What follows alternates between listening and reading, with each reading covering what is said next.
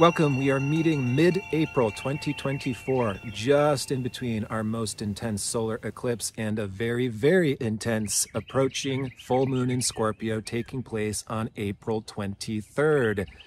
So, ladies and gentlemen, there are some time periods where we are more so coasting, and then there are time periods where we have astrology like this. There is just so much stacked up on itself these days. I will do my best attempt to translate what the heck is going on April 2024. But long story short, we may very well be learning about what we just consumed for lunch by taking a nice look at it, as we may be puking that content just straight up to the surface these days. My goodness, especially this full moon ruled by Pluto stationing retrograde, this full moon procuring out of a total solar eclipse the exact degree of Chiron. Yeah, it's time to puke it up. And it's time to make some significant changes.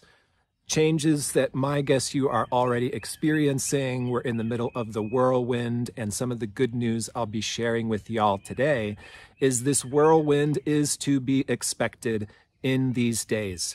And this will be clearing up as we get towards the end of April and into May. That being said, this is the type of astrology where souls due to experience challenging lives and have the potential to be very powerful souls are born in periods like these. So let's talk about it. Because our solar eclipse that was exactly conjoined Chiron, if we rewind a week prior, the beginning of this month, Mercury stationed retrograde on April 1st. The second week of April, solar eclipse, again, conjoined Chiron. Now, yesterday, April 15th, Mercury, now retrograde, conjoined Chiron. At the end of this month, Mercury is going to station direct and will conjoin Chiron once more on May 6th. What this is telling us is that at the beginning of April, there is some upset. And just like a rather violent allergic reaction, this could be a rather intense purging. And I'll get into more of some of these themes as we've been talking about anger, reaction, the need to defend and protect our own autonomy. In a world where what it means to be a man, what it means to be a warrior, a leader, a defender, a protector is quickly changing. And all I got to say is people sure love to complain about the police, and people sure love to complain about our military warriors, and I'm pretty sure we still need them. They serve a very important role. We ourselves are initiating into being the warriors, defenders, leaders, protectors of ourself, our own will to live, our own unique direction through life. And that makes these days more of an intense scramble because every single person is in a highly unique healing journey. Everybody's got unique owies, unique wounds, and therefore needs unique remedies. So we're all kind of like scrambling around. Hey, do you got what I need? And who are you? And are we really on the same page? And there can be so much necessary healing through separation or distancing or taking space or going different ways. That's part of the healing catharsis of this whole month beginning with the solar eclipse in Aries. Now, as I mentioned, the beginning of this month is so much upsetting. It can be this direction is canceled. We thought we could and we can't. Now there's obstacles that is in our way. And this is creating, especially at this month, many of us experiencing a meandering. What am I supposed to do? Another problem some of us have is that there's too many choices. I could go anywhere. I could do anything. So we experience this crisis of direction. Now the fact that Mercury retrograde is accompanying all of this is giving us some clear indication through the astrology that we're going to begin to get more clarity now. As especially yesterday, Mercury retrograde passed to the degree where the solar eclipse taken place. It's like, okay, we're beginning to see it now. And especially when Mercury stations direct on the 25th, that's when we can really start to get a sense of where this redirection is now taking us. Now, this is accompanying the full moon in Scorpio, which is again ruled by Pluto, stationing retrograde. Pluto will station at 2 degrees Aquarius on May 2nd, and the full moon also squares that Pluto. It's not comfortable. It is not delicate or easy. And some of what I'm going to be expressing here is that we are largely growing up in a world and a society, even in the spiritual places, even in the New Age movement, it's still this basement level cultural conditioning of be nice. And this is a time period where we can realize the discrepancy between being nice and being good. To quote the famous artist Georgia O'Keeffe, it takes more than being nice. You've got to have edge. Yeah, you've got to, I forget the exact words, it's slipping my mind now, but you've got to have courage. You've got to have courage to face your fears, to go against the grain, to even go it alone. This is going to be the healing and the initiation of the warrior, the leader in so many different ways. So of course, many of us are called to go it alone now. Of course, many of us are called into a desert wander phase. This is the phase most familiar to the natural pioneers who are a little bit ahead of the rest of the game. People can't keep up with us. What are we supposed to do? Just sit around and wait forever? Just cut off an arm, a leg, or sacrifice ourselves? That is what we are ending. That's the old chapter of the old story that's coming to a close when we used to bend ourselves all out of shape to meet others where they are at. Ain't happening anymore. Ain't happening. There's no reason. Not your circus, not your monkeys. And yet, we're still all here swarming in the same petri dish of life. Guess what? That's the theme of our full moon in Scorpio, April 23rd. Can't really get away from him, can you, when you're all crammed into the same space? Claustrophobia, high intensity experiences. Love the fact that the lawnmower started at that exact moment, because this has been the most peaceful place I've ever lived in my entire life. It's a highlighted theme of my life, not really having safety, home. And I'm going to be moving here in the next coming weeks, probably entering into more of the claustrophobic sounds that I originally hoped to be escaping. But you know what? Life is sometimes an escape. Another quotation is, I forget the name of this poet, but home is where our attempts to escape finally fail. Okay, so we're all having to move. We're having to juggle. We are going in different ways. Then we've got this full moon in Scorpio, which is what? Drama, intensity, the unconscious. You think you know it, but you don't, because we've all got blind spots and we're all coming off differently than we realize. And many of us are completely possessed by ulterior motivation. Some people can't even admit what's going on inside of themselves. And I've learned, I get a little bit more personal, poetic during the full moon videos. I've learned the people that can't really admit their shadow, or to be even more cut and dry, every human has to know our own inner evil. The people are just like, no, I'm not evil. No, I'm not evil. No, You can see this. You can measure this. The people that immediately pull back from that type of authentic self-knowing, not safe people. Don't know themselves. They're going to shadow project onto you. You're going to become the villain. You're going to be the bad guy. Not your circus, not your monkeys. But what do we deal when we have these layers of complexity, drama, resolving past themes of abuse? Everybody's really uncomfortable. Everybody's sick. Everybody's puking. I mean, I'm literally puking.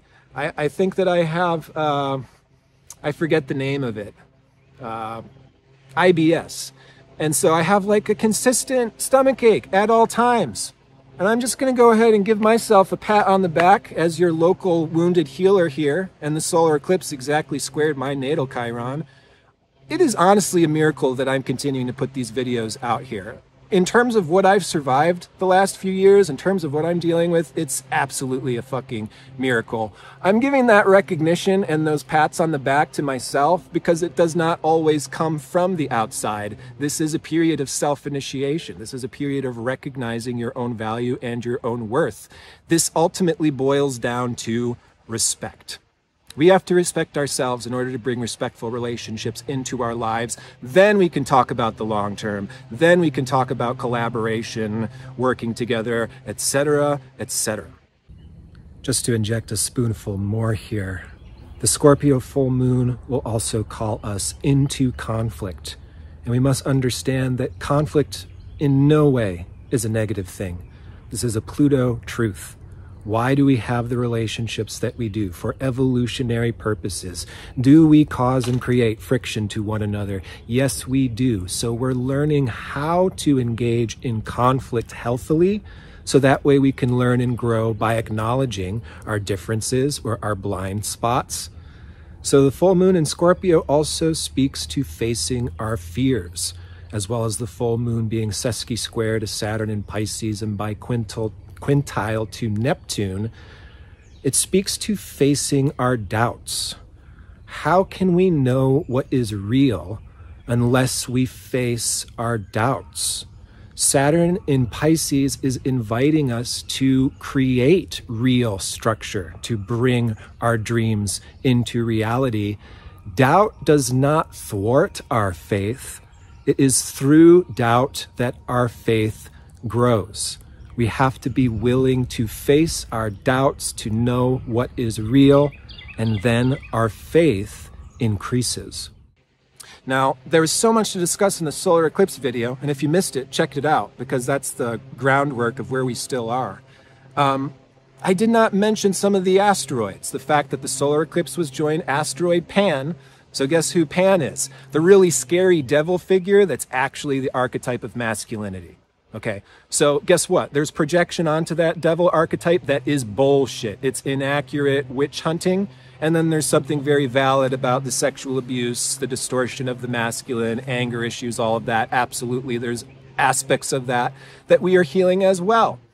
To bring it back to myself, to use an example again, I've got Mars in Aries, where the solar eclipse was, squaring 5 planets, quincunx Pluto. I've dealt with anger my entire life. And I will share with you today that one of the most important and healing turning points in my life is embracing my anger. That doesn't mean that the hot potato of anger is always handled perfectly by yours truly. And I will be the first person to admit that. The words came out wrong. This should have been said differently. The aggression or the intensity was too much. And the anger is not wrong. Here in Asheville, North Carolina, I have been a first-hand witness to physical, sexual, and emotional abuse in paid workshops where people are handing over hundreds of dollars of money to be abused by the so-called leader or teacher. Okay, I've seen enough bullshit to be properly angry. And I continue to call those things out when I see them, and it causes a lot of problems for myself. I mean, there has been no reward in the exposure that I've been involved over the recent years. There's been a fuckload of witch hunting in recent years. Giving myself pats on the back once again for surviving that in one piece. It is a fucking miracle in and of itself. To go back to the times, the recent solar eclipse squared asteroid Ceres. Mid-month, we're talking about the 18th, 19th, 20th, we got Mercury joining Venus in Aries, squaring asteroid Ceres, squaring Chiron. Now that's part of the conflict of the times, is that we aren't mean people. It's easy to say, hey, look out for yourself, and we're all in this scramble. So of course we're looking to one another. Hey, how can I help you out? How can I help you out? And that's the square to Ceres. It's this conflict of taking care of self and taking care of other. I could also see this reflection of the Ceres square to the moon's nodes right now in the sign of Capricorn, being a little indicator to our species, hey, this is actually missing from our society. We don't have societal structures in place that allows for the provision of these types of care or this type of resource.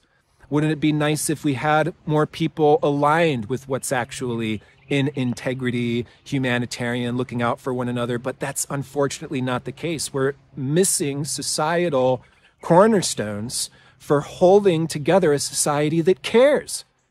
Culture, society, even spiritual movements, even the New Age religion teaches us not to care. It's sometimes more about appearing nice than it is about being good. And again, I've seen all the best examples. People that grade themselves for how nice they are on the surface. They get away with highway robbery. They get away with rape. I have seen it firsthand. If you're a master at being nice, supposedly that means you can get away with anything. I have to add to my list of where angels and demons join together: politics, churches or temples, and now I also know New Age towns, New Age hubs. That's where you get angels and demons side by side. Now, in politics, you have to learn to communicate. You have to learn to be diplomatic in order to get your point across. Otherwise, you don't really get heard. That's the hot potato of anger, is we have to listen to, respect our own anger, being a defensive, protective emotion. Why? What is that defending or protecting? And then we've got to be able to hold that hot potato and not set the entire forest on fire. I will be the first to let you know it is easier said than done. Okay. So speaking of resources, I'm shouting now because I'm shouting over lawnmowers. It's very appropriate. I hope it's not too bothersome to you, because we're entering Taurus season. As we get into May, hopefully there will be some Taurus medicine to help ground all of this intensity and all of this change into our body, to relax our nervous system, to come into our space, our home, our immediate environment. That's what Taurus is all about. Venus will enter her own sign of Taurus at the end of the month and remain there the 29th through May 23rd. Mars will enter his own sign of Aries, April 30th through June 9th. Again, we got incoming directness, concreteness, stability, and settling as we go from April into May of 2024. The other major astrology, everyone's talking about it, Jupiter forming a new cycle to Uranus. This is a conjunction in the sign of Taurus. It's also joined with the asteroid Lucifer these days, just to make the beam of light and realization, eureka, all the more profound and highlighted. So Jupiter conjoined Uranus has so much to do with perspective, vantage point, how we're actually seeing the whole of everything. And for those of you who look at birth charts, you may have seen people with Jupiter-Uranus conjunctions that have had to revolutionize their own belief system throughout their life. It's common for Jupiter retrograde folks too, but it's like you may be born into a cult, for example.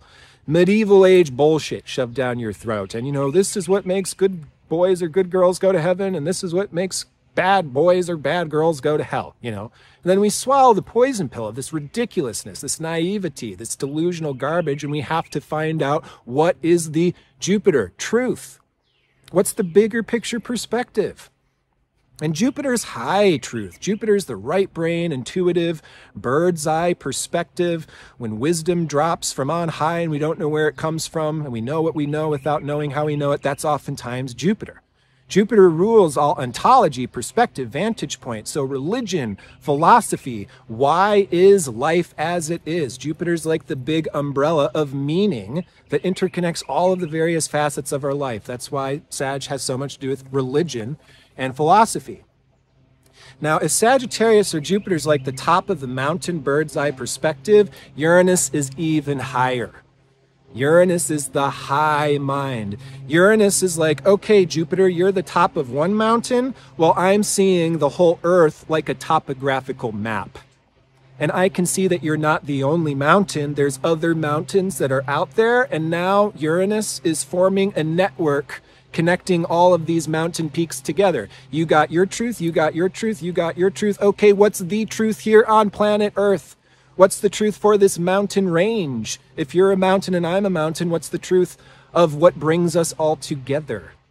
And this Jupiter-Uranus conjoining in Taurus can lead us into revelations around money, around give and take, around stability. There can be major revelations here around less is more, minimalization, downscaling, simplifying, and then life gets Taurus easier as we honor our own way and pace of doing things.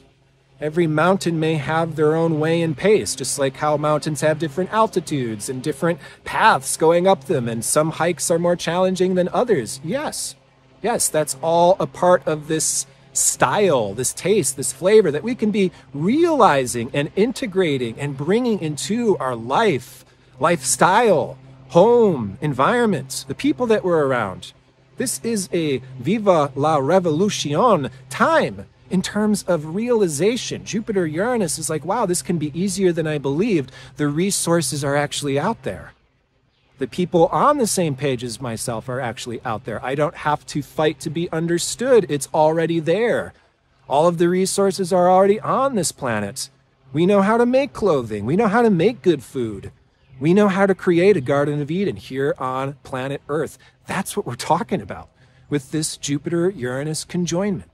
And just like how we're talking about major cycles beginning, lots of intense astrology, when these new cycles are beginning, just like as it's occurring between Jupiter and Uranus right now, we're going to take this into the next decades to come.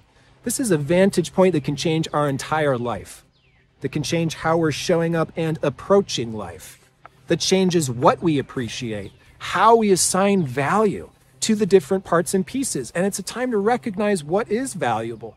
It's a time to hold and honor your own worth. One more major bit of astrology before we wrap up for today. And by the way, anybody got questions? We're going to meet for our next Q&A this forthcoming Sunday, April 21st. A little bit of a last minute announcement. It's because I'm juggling so much over here. So here's some astrology that others may not be talking about. Mars is going to join Neptune at 28 degrees of Pisces at the end of this month on April 29th. And what I'm going to let you know is this will be the last Mars-Neptune conjoinment in Pisces of our lifetime. Okay? This time around, Mars joins Neptune in Neptune's own sign of Pisces. Next Mars cycle around in 2026, Mars will join Neptune in Mars' sign of Aries. Now, this is very interesting because Mars-Neptune has to do with aligning our actions and our will with our dreams. And there is this evaluation of, is this direction really working? Or is this a daydream? And honestly, up until the 29th, we want to get to that Mars-Neptune new cycle that will begin on the 29th, because as we get into May, it's much more clear. This is the direction my dreams are taking me. This was a deception. This is where the mop is being wrung out of the misappraisals, the bullshit, the smog and mirrors. That's a lot of Pisces reality. All of us in this day and age, at the tail end of the Pisces age, if we're aware and awake, we are wringing out the mop of Pisces age conditioned beliefs, expectations, obligations, assumptions, spiritual agendas that can be completely outdated and inaccurate. If you are at least half awake and aware in this day and age, you're on the construction crew of wringing out that mop. This is what we're discerning. What does it mean to be good versus what does it mean to be nice? What are we mapping out? Actual human psychology, as opposed to just floundering around in the darkness and, oh, that's a demon, and oh, I'll put leeches on it. That'll suck that thing out of you. I don't think we had a fucking clue what we were doing just a few centuries ago. So if you're awake and aware, alive on the planet at this time, yeah, we got YouTube. Yeah, we got this technology. Cool. We're still in the medieval age in terms of our own consciousness. The Victorian era was how many decades ago? How many decades is a generation? I mean, come on. This is where we stand in time. If we're just naively believing that everything's fine and we're getting served every day of our life, we're just still in the Garden of Eden. And as we're entering the Aquarian age, the Garden of Eden mythos gets completely rewritten. The Garden of Eden was not paradise. The Garden of Eden was never paradise. The Garden of Eden was a deception. It was to keep us apathetic. It was to keep us stuck and stagnant and not doing anything and not seeing anything and not knowing anything. And guess what, ladies and gentlemen? As we're entering the Aquarius age, I bring to you astrology. Yes, you get to know. Yes, you get to see as clear as fucking day. In the Northern Hemisphere on the summer solstice. Happy Jupiter-Uranus to you. At the end of this month, it's getting clearer and clearer and clearer. That being said, if you got any questions for me, join our next Q&A meeting officially on April 21st. And if you want to learn how to do astrology, you can know why your life is why it is. You can know why every experience you're having is what it is, down to the hair follicle. You can have that level of clarity. You can have that level of knowing. Don't let anybody ever tell you anything different. From my heart to yours, I'm wishing you the very best. Please do take care.